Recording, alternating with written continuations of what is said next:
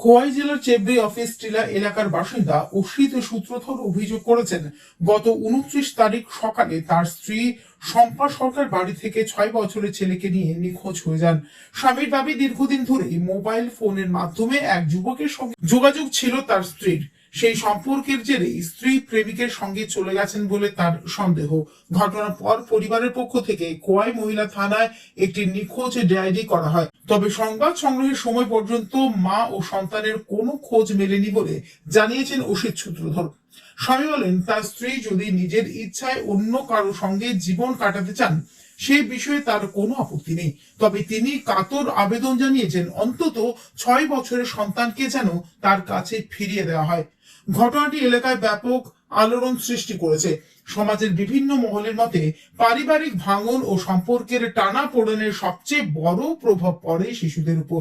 এমন পরিস্থিতিতে সন্তানের ভবিষ্যৎ ও মানসিক বিকাশের বিষয়টি গুরুত্ব দিয়ে দেখার প্রয়োজন রয়েছে বলে মত প্রকাশ করেছেন সচেতন মহল। পুলিশ নিখোঁজ মা ও শিশুর সন্ধানে তদন্ত শুরু করেছে। এখন দেখার প্রশাসনের তৎপরতায় মা ও শিশুর খোঁজ কত দ্রুত মেলে এবং শিশুটির ভবিষ্যতে সুরক্ষায় কি পদক্ষেপ নেওয়া হয়। 29 তারিখ সকালে মানে রাত্রে 28 রাত্রে একটু মোবাইলে ধরা পড়ছে পরে পরের দিন সকালে গেছে, ঠিক আছে। কই গেছে আমি নিজে কইতে পারি না। এবারে ছেলেটার লয়ে গেছে কতদিন ধরে ছেলের কথা কইটা তো আমি সঠিক জানি না। ওদের গেছে তো বাচ্চাটা তো আমার লাগে, বাচ্চাটা 6 বছরের বাচ্চাটা ফালাই গেছে, বাচ্চাটা লগে নিয়ে গেছে। হ্যাঁ, কই গেছে আমি তখন থানার মাধ্যমে গিয়েছি।